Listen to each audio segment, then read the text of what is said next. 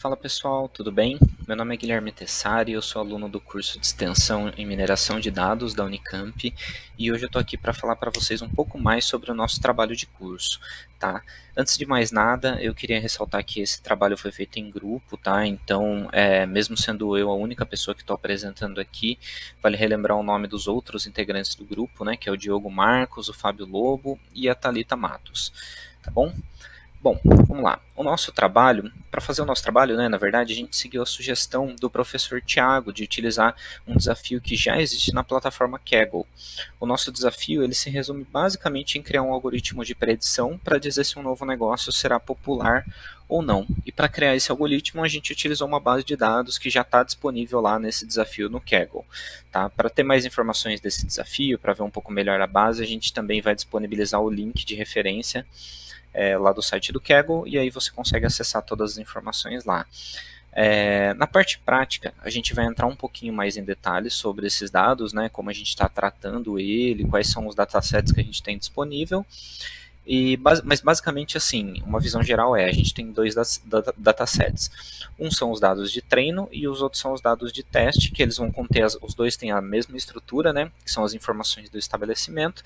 A diferença é que os nossos dados de teste não tem a coluna de popularidade falando se é popular ou não. Já o nosso dado de treino ele vai ter uma coluna informando se esse estabelecimento é popular ou não. E um outro ponto interessante para a gente lembrar é que todos os dados são referentes à cidade de Charlotte, no estado da Carolina do Norte, nos Estados Unidos, tá? Bom, vamos lá. Agora eu abri o notebook aqui, a gente vai dar uma olhadinha um pouco mais em detalhe como que a gente pensou, como que a gente fez a implementação aqui para fazer essa predição. Né? Então, começando, primeiro passo, bem simples, né? A gente simplesmente está fazendo a importação do dataset de treino para a gente trabalhar mais à frente. Logo em seguida, a gente está descartando algumas colunas que a gente considerou irrelevante, né? Então, por exemplo, o ID do estabelecimento não é relevante para a gente saber se ele vai ser popular ou não. O endereço, o nome, são coisas que não fez sentido para a gente na hora de analisar esse dataset. Então, a gente resolveu remover, né? Logo em seguida, a gente definiu uma função para expandir algumas colunas, né? Então, vamos usar essa daqui de exemplo, atributos. A coluna atributos, ela é no formato JSON. Então, não faz sentido a gente comparar uma coluna com a outra, sendo que elas podem ter estruturas diferentes. Então, basicamente, o que a gente está fazendo a gente está expandindo essas informações em novas colunas. Então, logo aqui na primeira linha, a gente pega a coluna de atributos, pega o JSON que tem lá e transforma todos os atributos desse JSON em novas colunas do dataset. Com isso, acabou gerando um desses atributos, também o valor dele é no formato JSON, por exemplo, o Business Parking. Então a gente está fazendo a mesma coisa, pega esse JSON, expande e transforma em novas colunas do dataset. Tá? Então, se a gente der uma olhada aqui, ele fica mais ou menos nesse formato, né? Vão ter novas colunas do nosso dataset, álcool, bike parking e assim por diante. Tá?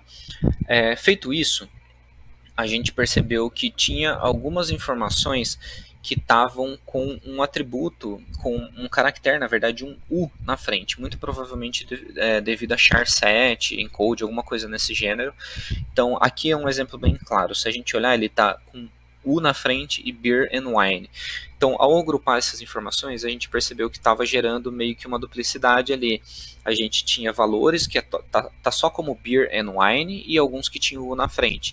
Então, a gente acabou tratando isso aqui na frente para eles ficarem todos iguais e melhorar a funcionalidade desse algoritmo. Tá? Aqui é um exemplo basicamente de como ficou. Então tudo que era beer and wine agora não tem mais o U, ficou uma coisa só. Logo em seguida, a gente tem um outro dado que é referente a categorias. Esse é um ponto bem chave, né, para a gente falar sobre. Ele é basicamente uma string que está separada por vírgulas.